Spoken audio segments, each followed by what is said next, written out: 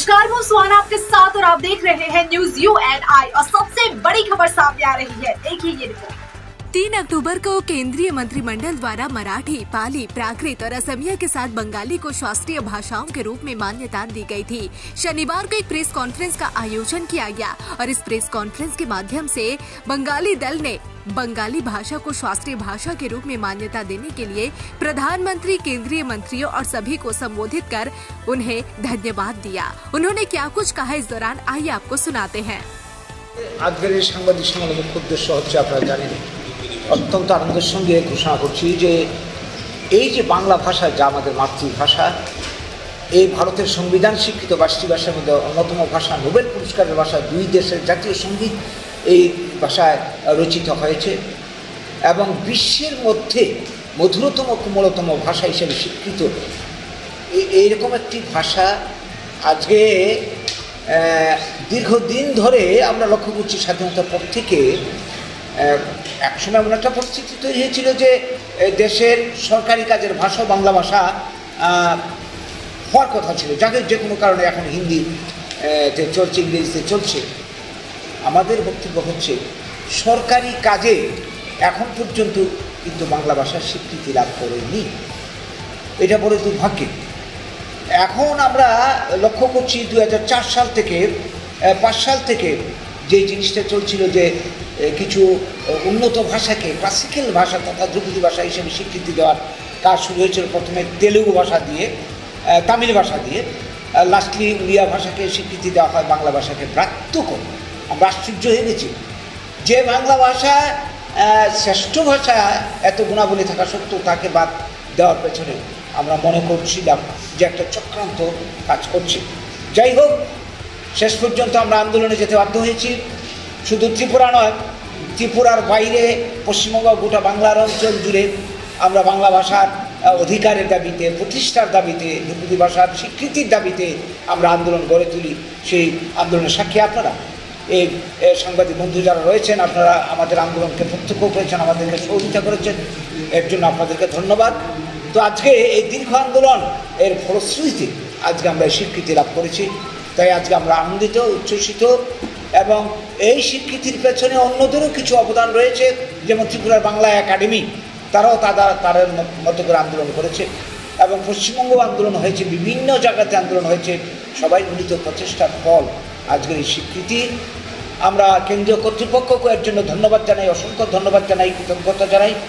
আজকের দিনে দাঁড়িয়ে আমরা স্মরণ করব এই ভাষা আন্দোলনে আজকের দিন পর্যন্ত যারা জীবন উৎসর্গ করেছেন, সংশ্লিষ্ট সবাইকে, বাংলাদেশের এবং আমার এই ওপার বাংলা 61 যে শিলচরের যে ভাষা আন্দোলন হয়েছিল তাদের সবাইকে স্মরণ করছি।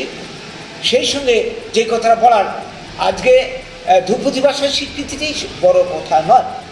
আজকে স্বীকৃতি দেওয়ার সাথে সাথে বাংলা ভাষা সরকারি ভাষা হিসেবে, কাজকর্মের ভাষা হিসেবে সর্বক্ষেত্রে যাতে স্বীকৃতি পায়, যেটা আজও হয়নি, চালু হয়, তার জন্য আমরা 6টা দাবি রাখছি আজকের দিনে দাঁড়িয়ে।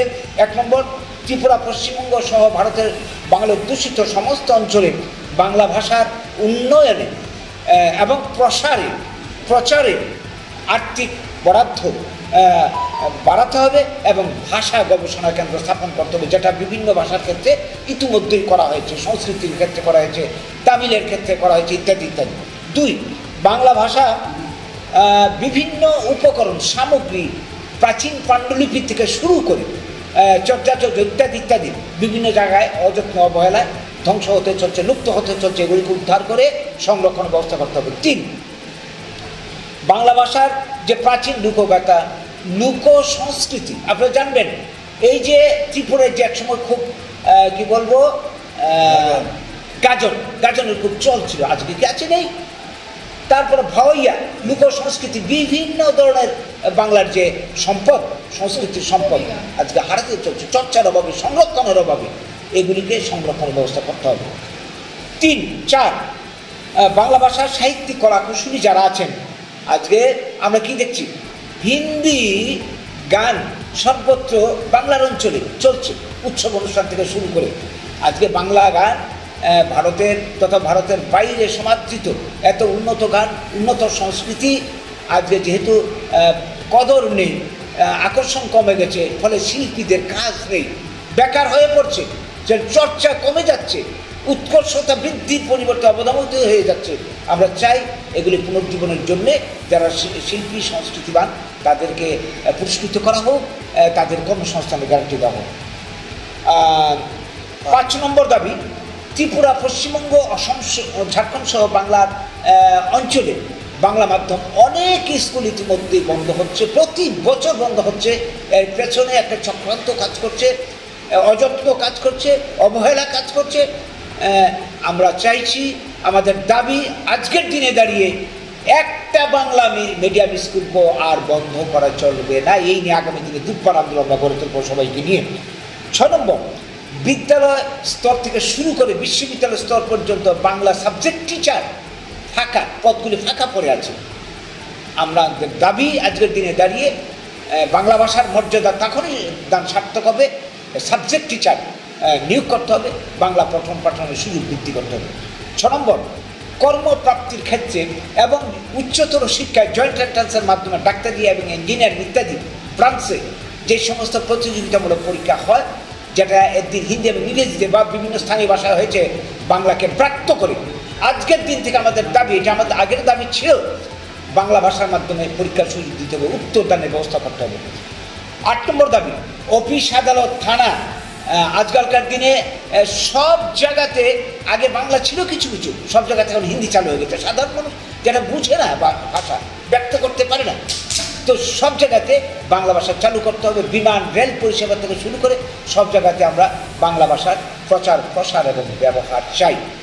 যদি এগুলি কার্যকরী করা হয় তাহলেই এই ভাষার সম্মান জানানো সার্থক হবে বলে মনে করি। এবং এই জন্যে আমরা মনে করি যে এই দাবি আদায়ের জন্য আমাদেরকে আরও অনেক দূর রাস্তা হাঁটতে হবে, আমাদের আরও লড়াই সংগ্রাম করতে হবে এবং এই সংগ্রাম আমরা চালিয়ে যাব।